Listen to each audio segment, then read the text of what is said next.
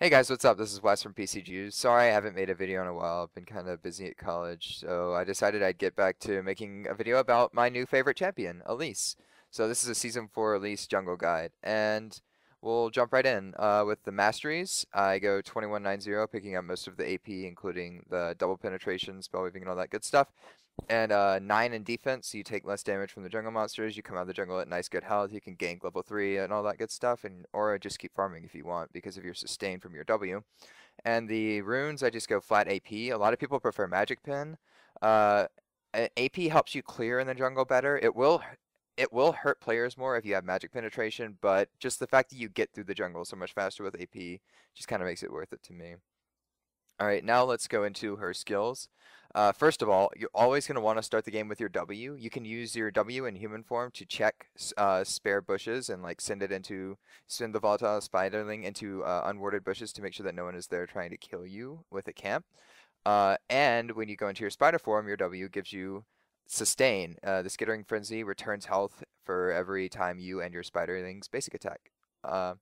So that's the best skill to start with. But the best skill to max is, I mean, obviously your ultimate, because every time you put a point in it, you get another spider, and spiders are very good both for their utility and their damage increase, especially when your W is activated. But after that, you're going to want to max Q, which is your neurotoxin or venomous bite. In human form, it does percent current health, and in spider form, it does percent missing health, which means that basically the lower you get them in human form, which is easy, the easier it is for you to kill them in spider form. So it's a no-brainer for the next max because the damage goes up drastically with every point. Then you're going to want to max your W because you can use the volatile spiderling as poke, and the skittering frenzy is still a very strong sustain tool. So that's the next thing you want to max. And then the last but not least, you're going to max E or cocoon or repel. It's a pretty good stun. It's really good for like picking people off or even diving or peeling people off your carries. But the repel is by far your best mobility slash utility tool. You can use that to make plays, gap close, get away, all that good stuff. And now let's go into the items. You're going to want to start with a Hunter's Machete and 5 potions and the Warding Totem so you can protect your jungle and stay sustained.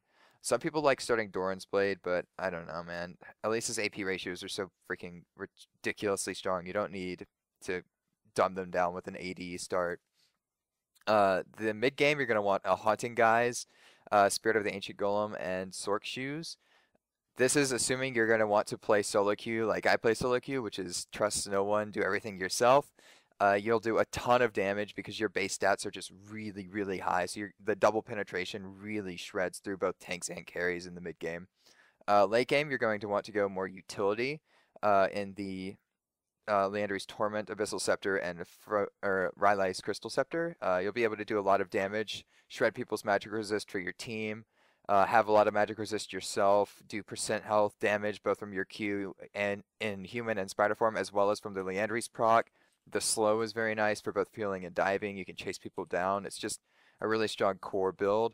And then for defensive items, you can choose Ronduin's Guardian Angel, Sunfire, like something like that. Something that gives you armor so you don't just get completely demolished by a marksman late game.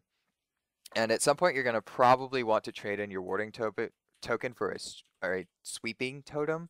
You can get rid of wards really easily. Since Elise has her spiderlings and her percent health damage, she is very good at tanking and doing dragons and barons. So the more you can clear wards, the easier it is for you to get your team ahead through objective control. And I went over some pros just typed out and cons. Pros are that you capitalize on your high base magic damage with your Q and your W, and you also maintain decent tankiness. You've got 3 items that give you a noticeable health in the Liandry's Torment, the Rylai's Crystal Scepter, and the Ancient Golem, and then the Abyssal Scepter plus Guardian Angel, Ronduin's, or Sunfire is going to give you a combination of a lot of bruiser stats in armor and more health. Cons, you're susceptible to heavy burst, especially before you get the Abyssal Scepter or the Guardian Angel. And late game, AD carries are going to tend to hit you like a truck. But that's the thing. Elise is definitely a mid-game champion. She shines in that moment when her double penetration is taking off. So you kind of want to start closing the game out there, getting ahead, taking dragons and barons and all that good stuff. And if you play the game right, by the time 25-minute comes around, you're going to be setting up to win the game. So next part of this video, I'm just going to show you a couple of combos you're going to want. The main combo with Elise is coming up in the next part. You'll see. Lee Sin is starting to walk into the bush, so I hit him with my E and then WQ, and then immediately go into spider form and follow up with another WQ, and just stick to him, and when he tries to escape, I E up into the air, repel onto him, and then Q him for the execute damage to secure the kill. The next part is going to be showing a way you can use your E and spider form to escape. In this clip, I've been counter jungling the enemy Lee Sin. I've gotten fairly low, but I managed to get his red, and I'm like, oh crap, he's chasing me. I see him W to a ward. I'm like, oh no. As soon as I see him cast his Q animation, I go up, and I just run back around. I E over to the golems, and I hide and hope he doesn't find me. So that's it for this video. It was a short guide. I hope you guys appreciate it. If you guys could like, comment, subscribe, all that good stuff. Wait, no one comments anymore. It's all Google+. So no, forget about the comments. I don't want anyone to make a Google+ account. That's bullcrap. But if you guys could like or subscribe to my channel, that would be amazing. Also, good luck climbing solo queue. I hope to see a lot of you guys in some of my higher level matches, Plat and above. And I'm really grateful that you watched this video.